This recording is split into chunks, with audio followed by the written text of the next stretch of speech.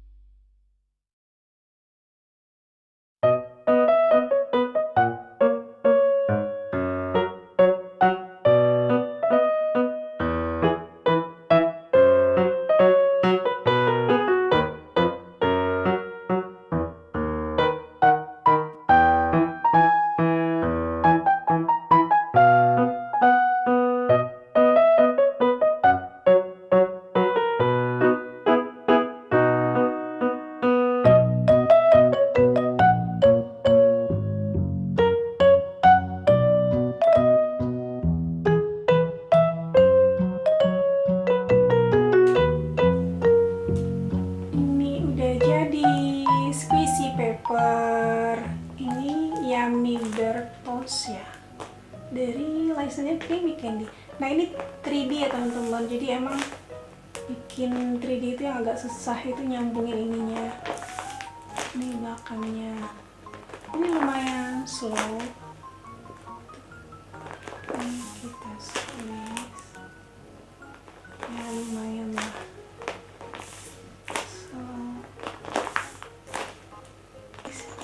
Oke teman-teman, terima kasih ya sudah menonton video tutorial cara membuat squishy Yummiibear toast atau ini roti. Thank you for watching and see you in my next video. Assalamualaikum warahmatullahi wabarakatuh.